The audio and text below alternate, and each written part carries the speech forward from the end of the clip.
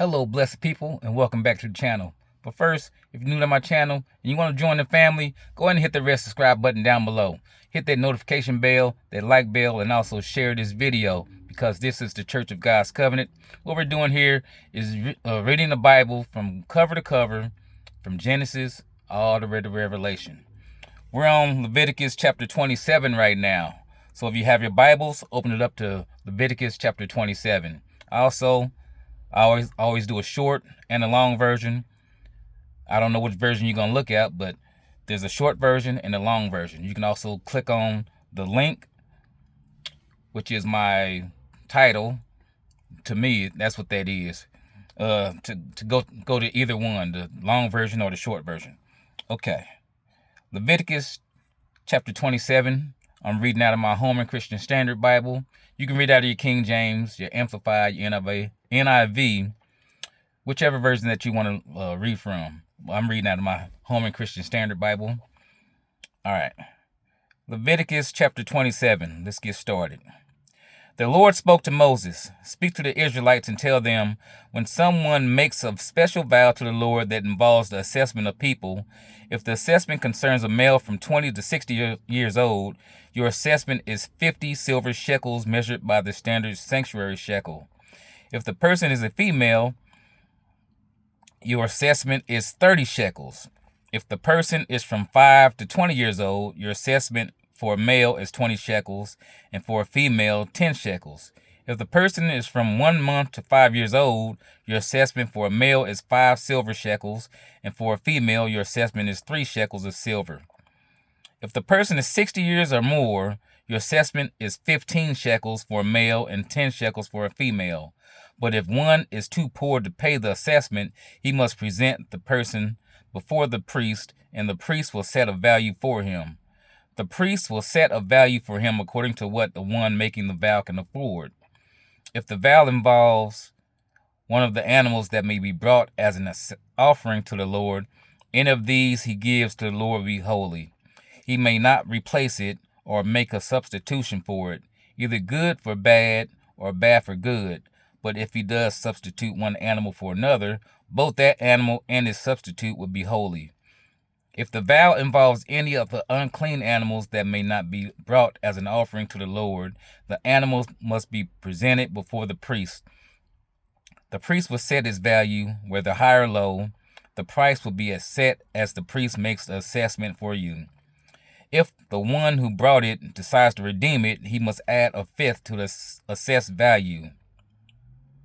When a man consecrates his house as holy to the Lord, the priest will assess his value, whether high or low. The price will stand just as the priest assesses it. But if the one who consecrated his house redeems it, he must add a fifth to the assessed value, and it will be his. If a man consecrates to the Lord any part of a field that he possesses, your assessment of value will be proportional to the seed needed to sow it, at the rate of 50 silver shekels for every 5 bushels of barley seed. If he consecrates his field during the year of Jubilee, the price will stand according to your assessment. But if he consecrates his field after the Jubilee, the priest will calculate the price for him in proportion to the years left until the next year of Jubilee, so that your assessment will be reduced. If the one who consecrated the field decides to redeem it, he must add a fifth to the assessed value, and the field will transfer back to him. But if he does not redeem the field, or if he has sold it to another man, it is no longer redeemable. When the field is released in the Jubilee, it will be holy to the Lord, like a field permanently set apart. It becomes the priest's property. If a person consecrates to the Lord a field he has purchased that is not part of his inherited landholding, then the priest will calculate for him the amount of the assessment up to the year of Jubilee, and the person will pay the assessed value on that day as a holy offering to the Lord. In the year of Jubilee, the field will return to the one who he brought. Verse 24. In the year of Jubilee, the field will return to the one he bought it from, the original owner. All your assessed values will be measured by the standard sanctuary shekel, 20 gerahs to the shekel. But no one can consecrate the firstborn of the livestock, whether an animal from the herd or flock, to the Lord, because a firstborn already belongs to the Lord. If it is one of the unclean livestock, it must be ransomed according to your assessment by adding a fifth of its value to it.